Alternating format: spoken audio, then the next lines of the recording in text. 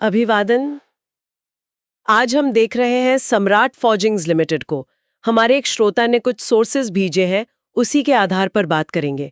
ये सोर्सेज ज्यादातर लगते हैं एनएसई बीएसई के किसी वेब पेज से लिए गए अंश। इसमें लाइव शेयर प्राइस है, कुछ स्टॉक एनालिसिस और परफॉर्मेंस मैट्रिक्स दिख रहे हैं। तो हमारा काम, जैसा हमेशा होता है, ये है कि इस जानकारी से जो काम की बातें हैं वो निकालें। चलिए फिर शुरू करते हैं इस कंपनी और इसके स्टॉक को समझना। पहली नजर में देखें तो ये कंपनी जनरल इंडस्ट्रीज सेक्टर में आती है, और उसमें भी खास तौर पर कास्टिंग्स एंड फोर्जिंग्स इंडस्ट्री। ये वो इंडस्ट्री है जो मतलब कई दूसरे बड़े सेक्टर्स के लिए जरूरी पार्ट्स बनाती है, जैसे ऑटोमोबाइल, रेलवे, एग्रीकल्चर मशीनरी। तो ये इकोनॉमी के लिए काफी बेसिक और जरूरी है। बिल्कुल। और ये कास्टिंग्स और फोर्जिंग्स वाली जो इंडस्ट्री है ना, ये अक्सर काफी साइक्लिकल होती है। मतलब इकोनॉमी के उतार चढ़ाव से सीधी जुड़ी होती है।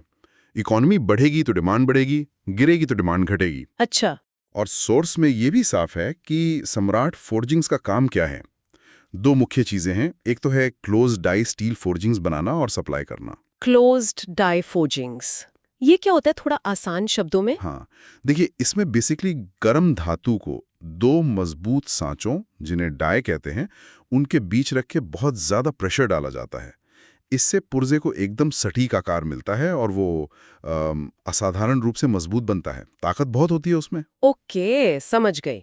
तो ये सिर्फ ढलाई नहीं है, एक खास तरह की मजबूती देने वाली प्रक्रिया है।